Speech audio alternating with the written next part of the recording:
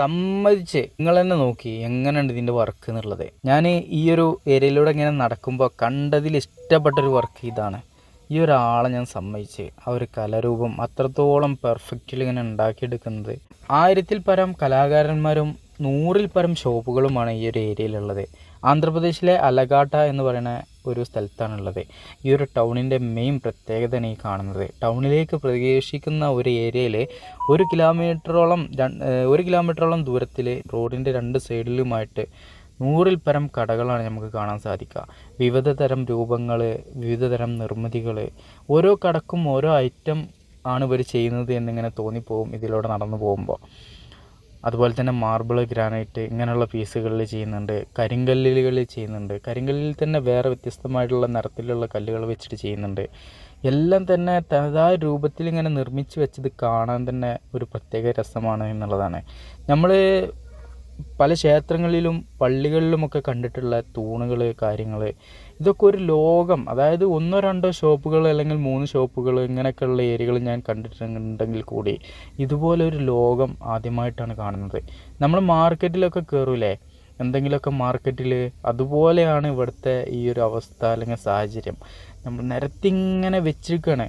ഒരു ഫില്ലറൊക്കെ ഏകദേശം നമുക്ക് 4000 മുതൽ സ്റ്റാർട്ടിങ് വരുന്നുണ്ട് സ്ക്വയർ ഫീറ്റ് റേറ്റ് എന്നെല്ലാമാണ് പറഞ്ഞു കേട്ടത്. വേറെ ലെവലാണ് ഇവിടെ. എവിടെ നോക്കിയാലും ഈ മെഷീൻ്റെ കൊച്ചപ്പാടുകൾ.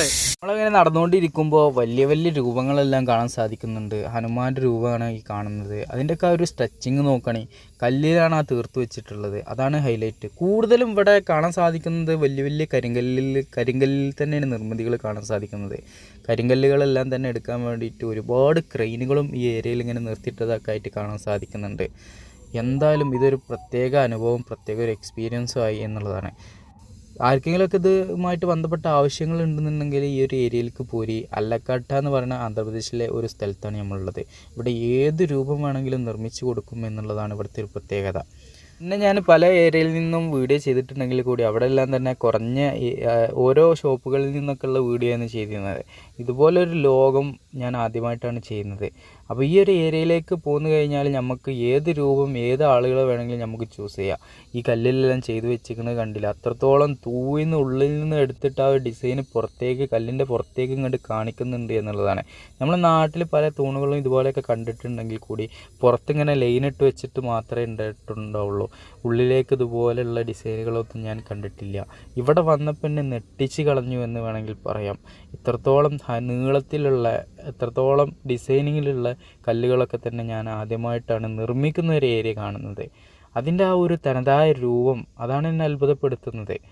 നിങ്ങൾ തന്നെ കാണുന്നുണ്ടല്ലോ ഇതിൻ്റെ ആ ഒരു സ്ട്രെച്ചിങ്. മേൽഭാഗം വേറെ ഡിസൈനിങ്, അടിഭാഗം വേറെ ഡിസൈനിങ്, ഉള്ളിൽ നിന്നെല്ലാം കട്ട് ചെയ്തെടുത്തിട്ട് ഇതുപോലെ ഒറ്റ കല്ലിൽ തീർത്ത നിർമ്മിതികൾ. ഇതെല്ലാം തന്നെ അമ്പലങ്ങൾ, പള്ളികൾ ഇങ്ങനെയുള്ള കാര്യങ്ങൾക്കെല്ലാമാണ് കൂടുതലായിട്ടും ഉപയോഗിക്കുന്നത്. വലിയ വലിയ തൂണുകളെല്ലാം തന്നെ കൊടിമരങ്ങളായിട്ട് ഉപയോഗിക്കുന്നുണ്ട്. ആ കൊടിമരത്തിൻ്റെ മേലെ വെക്കാനുള്ള ചെറിയ കൂടാരമാണ് ഈ കാണുന്ന ഈ ഒരു 4 ഫില്ലറിലുള്ള ഈ ഒരു രൂപം. കൊടിമരങ്ങൾക്കെല്ലാം വെച്ച് കൊടുക്കുന്ന ഒരു രൂപം.